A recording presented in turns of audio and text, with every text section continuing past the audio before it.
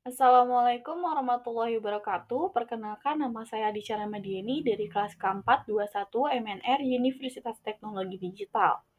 Di sini saya akan mempresentasikan tentang definisi dan sejarah migran Indonesia dan tenaga kerja asing. Di mana presentasi ini adalah sebagai pengumpulan tugas UAS mata kuliah Manajemen Hubungan Industri. Materi yang akan saya bahas pertama kali adalah pentingnya topik migrasi tenaga kerja. Migrasi tenaga kerja adalah topik yang memiliki banyak dampak dan relevansi dalam konteks global dan lokal. Beberapa alasan mengapa topik ini penting termasuk, yang pertama adalah pertumbuhan ekonomi. Migrasi tenaga kerja dapat berkontribusi positif terhadap pertumbuhan ekonomi baik di negara asal maupun negara tujuan. Tenaga kerja migran seringkali menempati posisi pekerjaan yang sulit diisi oleh tenaga kerja lokal, yang dapat meningkatkan produktivitas dan pertumbuhan ekonomi. Kemudian yang kedua adalah kesejahteraan ekonomi individu dan keluarga. Migrasi tenaga kerja dapat memberikan peluang ekonomi yang lebih baik bagi individu dan keluarga. Banyak orang yang memutuskan untuk bekerja di luar negeri untuk mendapatkan penghasilan yang lebih tinggi dan meningkatkan standar hidup mereka. Yang ketiga ada diversitas budaya. Migrasi tenaga kerja juga membawa keberagaman budaya ke negara tujuan.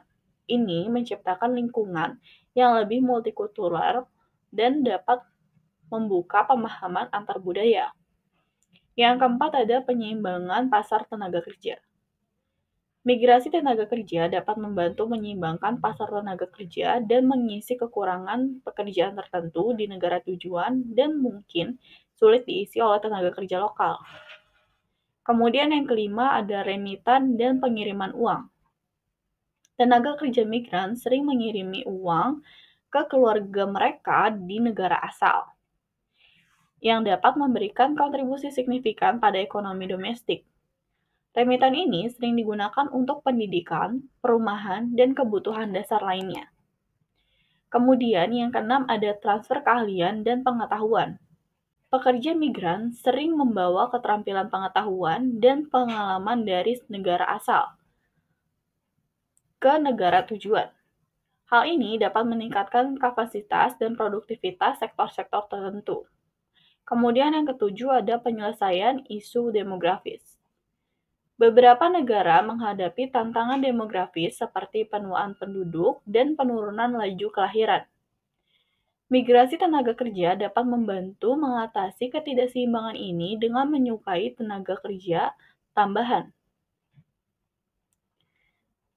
Kemudian yang kedelapan ada kontribusi pada pembangunan berkelanjutan.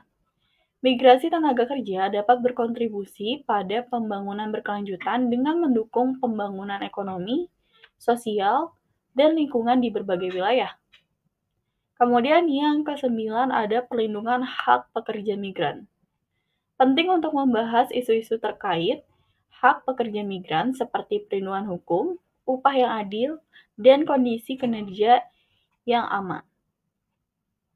Peningkatan kesadaran dan perlindungan hak pekerja migran adalah bagian penting dalam mengelola migran tenaga kerja. Yang ke-11 ada manajemen migrasi yang berkelanjutan. Topik migrasi tenaga kerja juga melibatkan perencanaan dan manajemen yang baik untuk memastikan bahwa migrasi dilakukan secara berkelanjutan, menguntungkan semua pihak terlibat, dan meminimalisirkan dampak negatif. Mengapa migran Indonesia dan tenaga kerja asing menjadi perhatian? Migran Indonesia dan tenaga kerja asing menjadi perhatian karena berbagai alasan yang melibatkan dampak ekonomi, sosial, budaya, dan hak asasi manusia. Yang pertama ada kontribusi terhadap ekonomi. Migran Indonesia dan TKA dapat memiliki dampak signifikan pada ekonomi negara asal dan tujuan. Dalam hal remitan misalnya, uang yang dikirim oleh migran dapat memberikan kontribusi yang penting terhadap perekonomian negara asal. Di sisi lain, TKA dapat membantu mengisi kekurangan pekerja di sektor-sektor tertentu di negara tujuan. Yang kedua ada tantangan sosial dan hak asasi manusia. Ada isu-isu hak asasi manusia dan tantangan sosial yang terkait dengan migrasi tenaga kerja.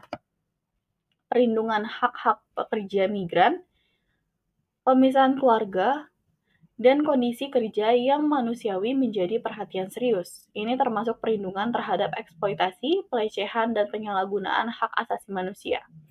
Yang ketiga ada kesejahteraan keluarga. Migran Indonesia seringkali meninggalkan keluarga mereka untuk bekerja di luar negeri.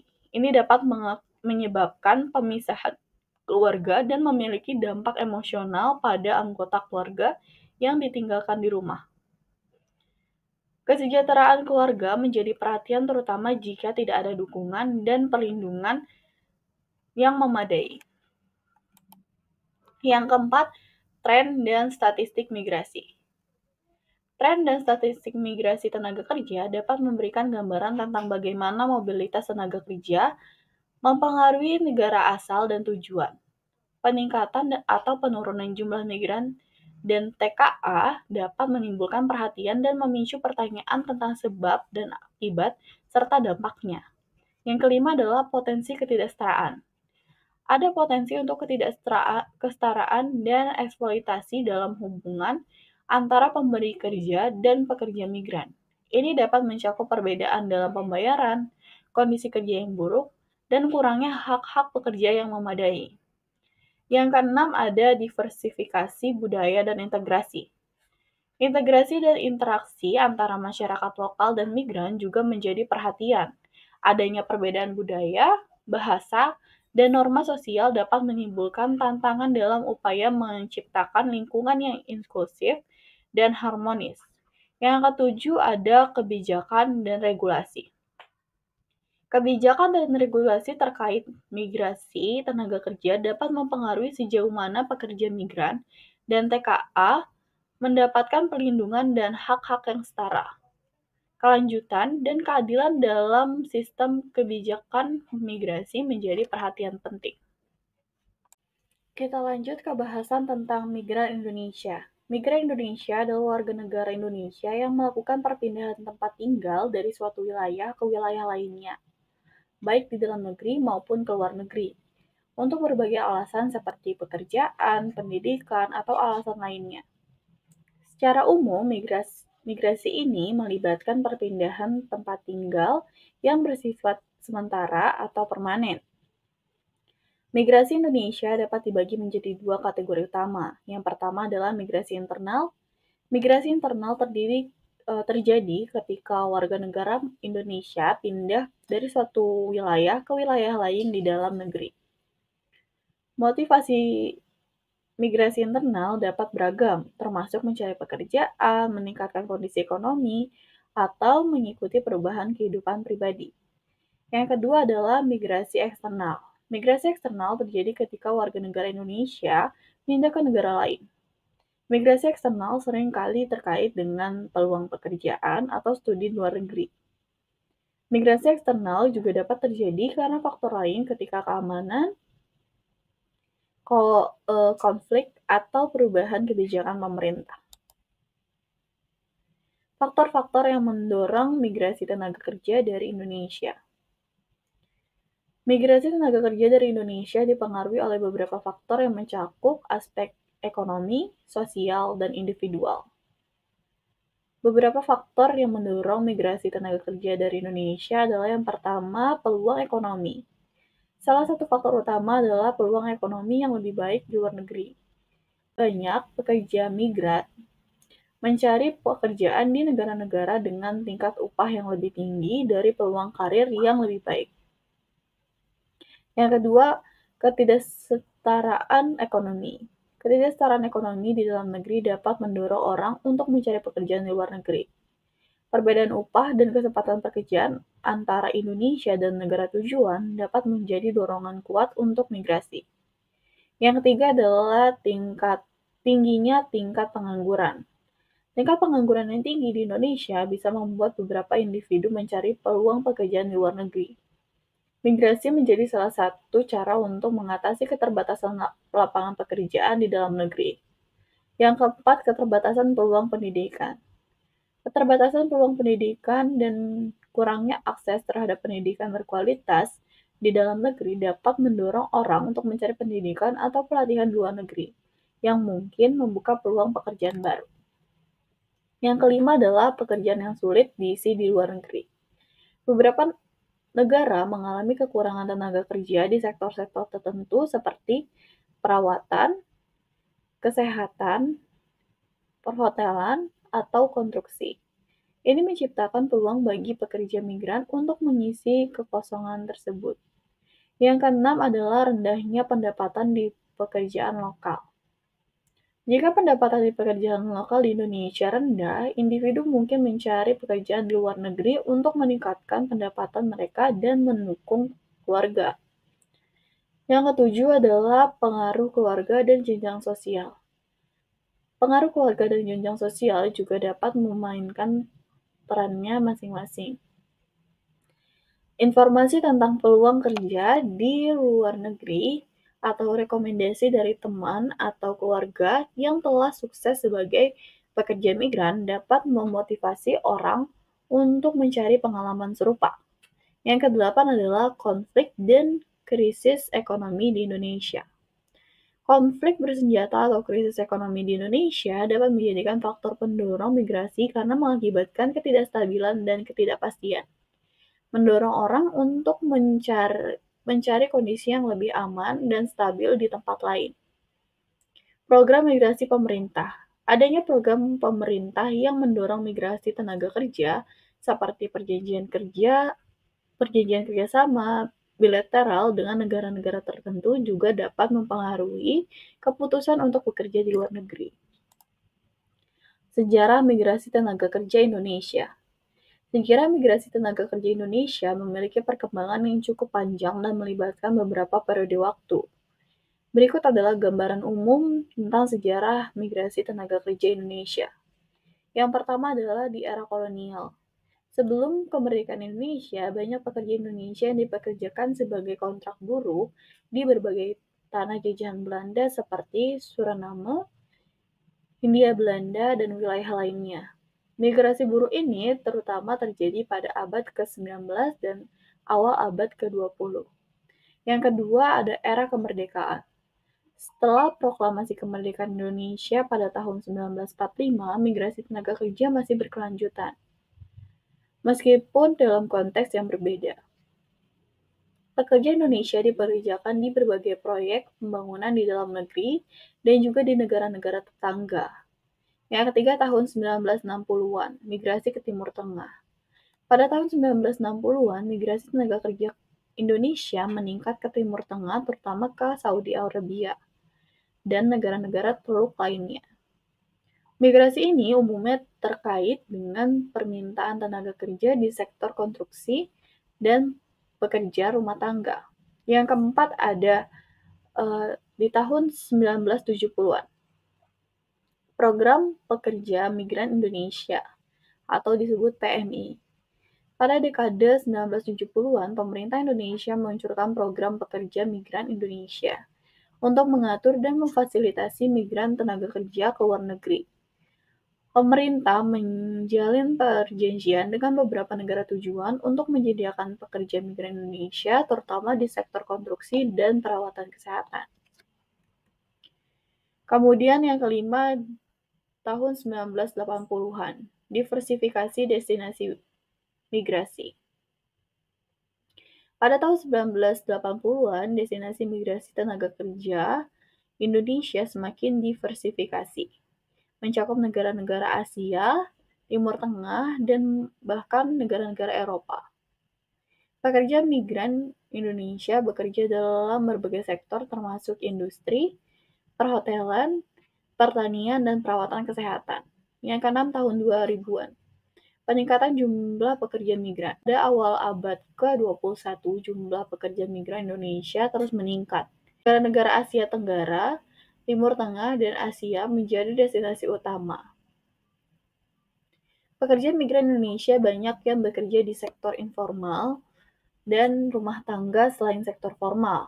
Tahun 2010-an, kebijakan perlindungan pekerja migran. Pemerintah Indonesia mulai meningkatkan upaya untuk melindungi hak-hak pekerja migran. Banyak perjanjian bilateral dengan negara-negara tujuan untuk pekerja migran dibuat untuk memastikan perlindungan dan hak yang lebih baik bagi pekerja migran. Kemudian perubahan dan tren dalam jumlah migran selama beberapa dekade terakhir. Untuk slide ini sama seperti yang saya jelaskan sebelumnya, ada tambahan lagi dari poin kelima, yaitu tren wanita sebagai pekerja migran.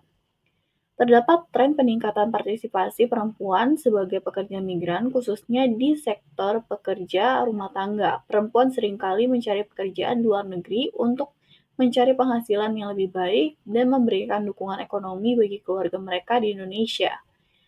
Yang keenam, ada pengaruh krisis ekonomi global. Krisis ekonomi global pada tahun 2008 mempengaruhi tren migrasi dengan adanya pelambatan ekonomi di beberapa negara tujuan yang dapat mengurangi peluang pekerjaan migran.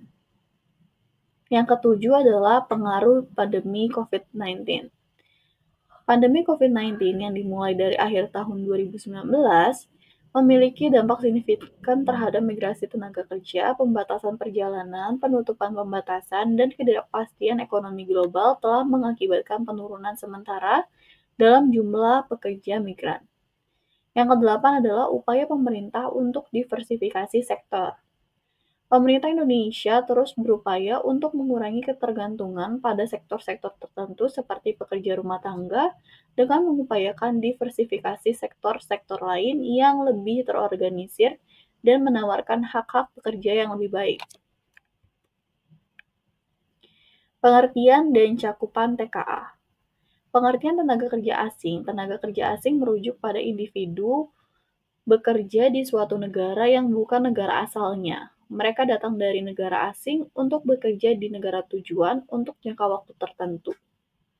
TKA bisa bekerja dalam berbagai sektor, termasuk industri jasa, kesehatan, atau sektor lain tergantung pada perjanjian atau kebutuhan pasar tenaga kerja di negara tujuan. Yang kedua ada cakupan TKA. TKA dapat bekerja dalam sektor formal atau informal tergantung pada aturan dan peraturan negara tujuan. Mereka bisa dipekerjakan oleh perusahaan atau individu di negara tujuan. TKA biasanya memiliki izin kerja resmi yang dikeluarkan oleh pemerintah negara tujuan. Mereka mungkin memiliki kontrak kerja yang ditandatangani dengan majikan atau perusahaan yang menyelenggarakan pekerjaan di negara tujuan.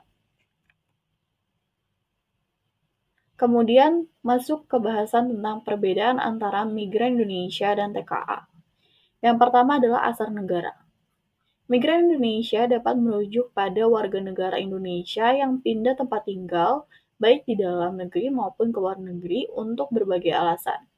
TKA adalah merujuk khusus pada tenaga kerja yang berasal dari negara asing dan bekerja di negara lain. Yang kedua adalah pekerjaan dan izin kerja.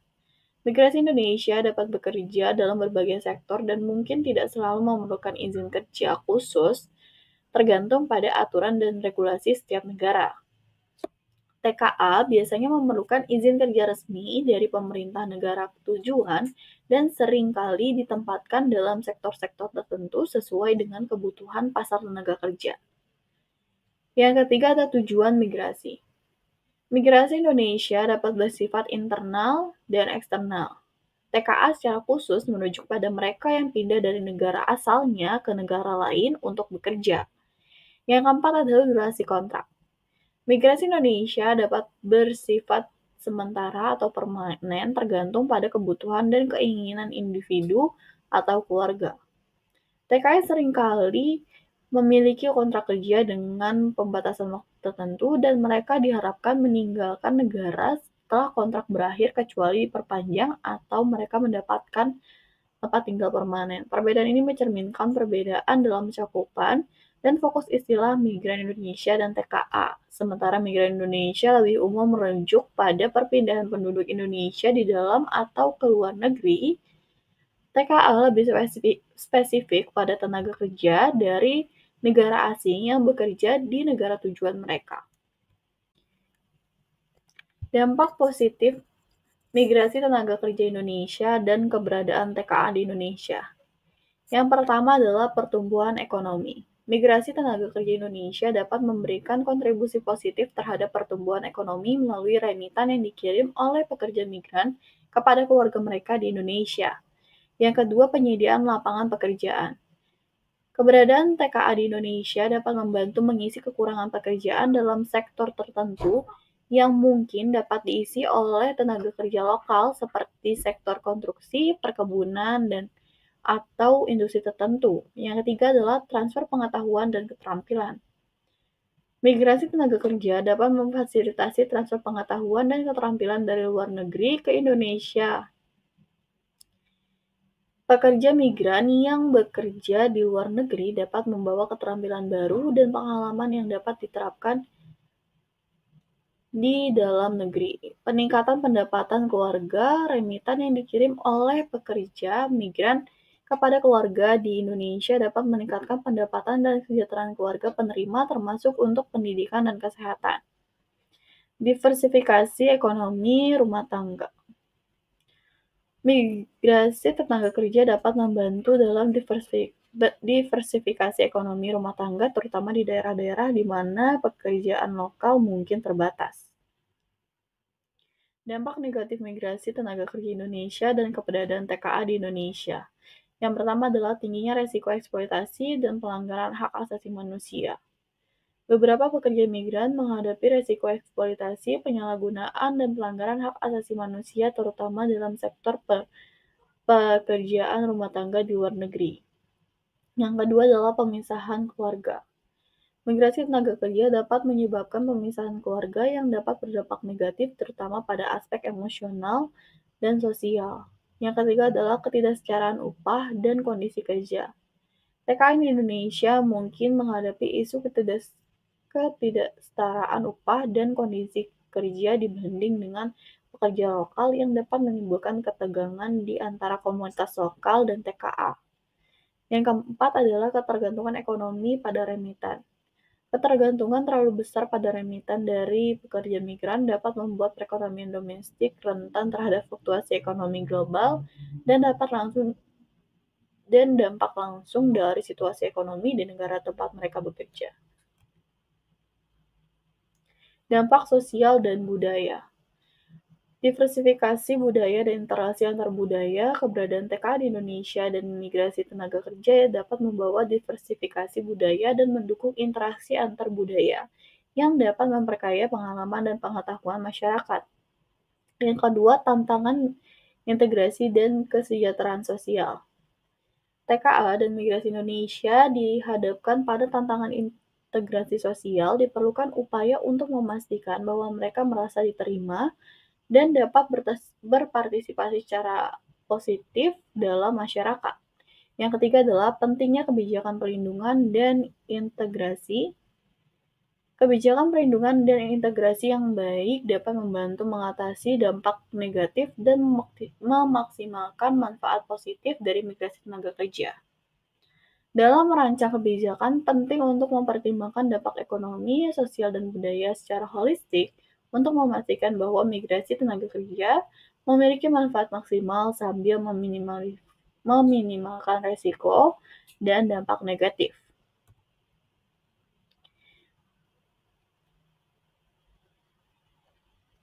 Poin-poin utama dari regulasi dan kebijakan yang mengatur migrasi tenaga kerja Indonesia dan keberadaan TKA di Indonesia.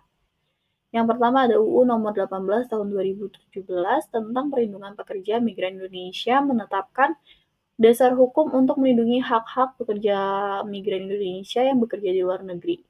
Menyediakan regulasi tentang rekrutmen, penempatan, dan perlindungan pekerja migran. Yang kedua adalah Permenaker nomor 20 tahun 2018 tentang penerimaan pekerja migran Indonesia. Mengatur tata cara penerimaan pekerja migran Indonesia oleh majikan dari luar negeri, menyediakan ketentuan terkait dengan prosedur pendaftaran, pelatihan, dan persiapan pekerja migran sebelum berangkat. Permenaker nomor 8 tahun 2018 tentang pekerja asing, menetapkan ketentuan-ketentuan yang berkaitan dengan penempatan, perizinan, dan pengawasan terhadap pekerja asing yang bekerja di Indonesia. menyediakan ketentuan terkait persyaratan izin tinggal, pembatasan waktu, dan jenis pekerjaan yang dapat dijalankan oleh pekerja asing. Yang keempat, Permenaker Nomor 16 Tahun 2015 dengan perlindungan pekerja migran Indonesia di luar negeri, mengatur perlindungan dan hak-hak pekerja migran Indonesia yang bekerja di luar negeri, menetapkan kewajiban agen penempatan, tanggung jawab negara, dan prosedur penanganan kasus perlindungan hak pekerja migran. Yang kelima ada UU Nomor 13 Tahun 2003 tentang Ketenagakerjaan yang menyediakan kerangka kerja umum untuk urusan ketenaga kerjaan Indonesia, menetapkan hak dan kewajiban pekerja serta perusahaan. Yang keenam ada Keputusan Presiden Nomor 20 Tahun 2018 tentang penempatan pekerja migran Indonesia di luar negeri, menetapkan aturan dan mekanisme untuk penempatan pekerja migran Indonesia di luar negeri, menyediakan panduan bagi pemerintah dan agen penempatan dalam melaksanakan kebijakan penempatan pekerja migran. Yang ketujuh adalah perjanjian bilateral dan multilateral. Pemerintah Indonesia juga menjalin perjanjian dengan beberapa negara tujuan untuk menetapkan kerangka kerjasama dalam bidang migrasi tenaga kerja. Perjanjian ini mencakup ketentuan terkait perlindungan hak gaji dan kondisi kerja pekerja migran. Kesimpulannya adalah yang pertama definisi migran Indonesia dan TKA. Migran Indonesia mencakup warga negara yang pindah tempat tinggal di dalam ataupun di luar negeri untuk berbagai tujuan. Tenaga kerja asing adalah individu yang bekerja di negara yang bukan negara asalnya, mencakup pekerja yang datang ke Indonesia. Sejarah migrasi tenaga kerja Indonesia, perkembangan migrasi tenaga kerja Indonesia melibatkan era kolonial, kemerdekaan, dan berbagai periode sepanjang sejarah modern Indonesia. Pada dekade-dekade terakhir, migran tenaga kerja Indonesia melibatkan peningkatan jumlah pekerja migran ke berbagai destinasi di seluruh dunia. Faktor-faktor mendorong migran. Faktor-faktor mendorong migrasi.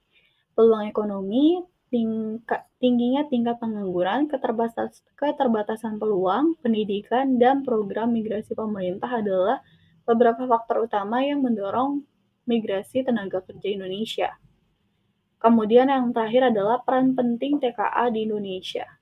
TKA dapat memberikan kontribusi positif terhadap pertumbuhan ekonomi dan mengisi kekurangan pekerjaan di sektor-sektor tertentu, namun juga penting untuk mengelola dampak sosial dan ekonomi terkait keberadaan TKA di Indonesia. Baik, sekian presentasi yang dapat saya sampaikan. Lebih dan kurangnya mohon maaf. Wabillahi taufiq wal hidayah. Wassalamualaikum warahmatullahi wabarakatuh.